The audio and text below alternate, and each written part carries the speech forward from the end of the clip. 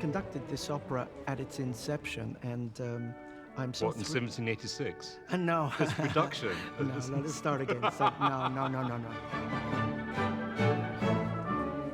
I conducted this production when it was new, and we worked together on it, and I had such a fantastic time.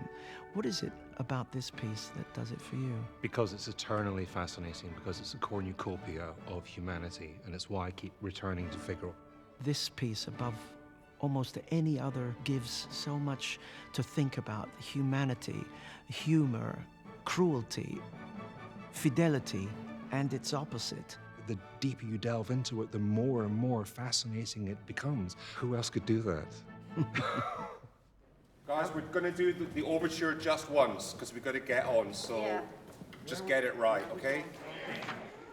David, you've come to redirect this show, and I'm very happy for myself personally, of course, but you're really redirecting it. I mean, there is a blueprint, the production exists, but improvisatory. You've been very, very free with it. How do you do that? I think the question is sort of like, why wouldn't I?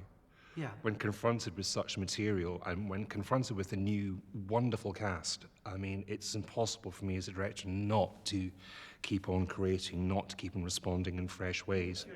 And one more thing, he's going to protect Marcellina. Questo è tutto da fare. I've wanted to get a mainly Italian cast for a long time, just because the piece is very, very wordy. Yeah. And to have native speakers in this piece, I think, is a boon. It's fine. You see the difference? Yeah. Stay on top of the orchestra. We have a very, very young principal quartet in this production, which is fascinating because it really becomes a story about four young people who really are at the beginning of their marriages. And somehow with such a vivacious and passionate young bass singing Fiagro, this is a new aspect that we've not quite had before.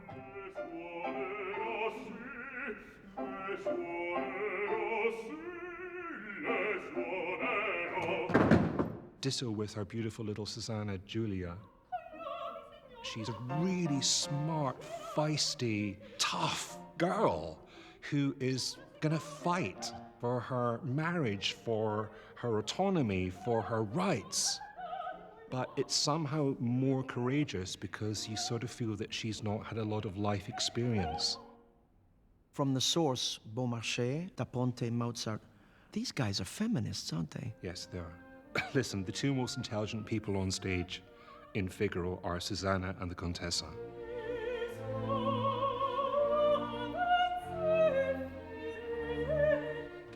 In many ways, it's very much their story, and it's about how they win in the end. This is very striking. We're talking about something written in 1786, which is so empowering to the female characters.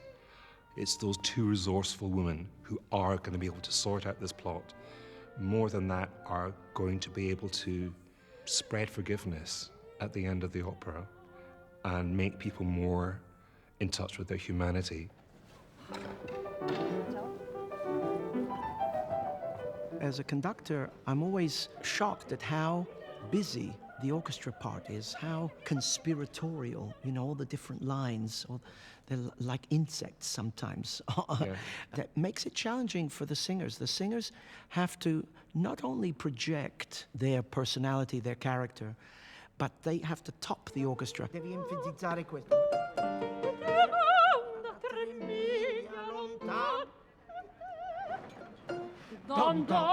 There you have the difference, you see. But those color things have to be there. Otherwise, we've worked on so many things. The movements are great, but the amount of creativity in the voices must be there. Yeah. It's not just a vehicle for great actors and singers. Yes, yeah. This is real theater. Mozart understands duality in a way which is totally Shakespearean, that you can be saying one thing, but the orchestra will underpin it with something else which makes us question the validity of what that character is singing. For an example, in the Act 2 finale, Fiagro and Susanna and the Contessa are playing this battle of wits with the Count.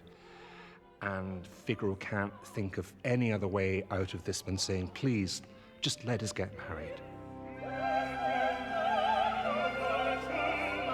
It's like a little prayer that those three characters sing, and then suddenly the double bass is whamming with this agonizing tension.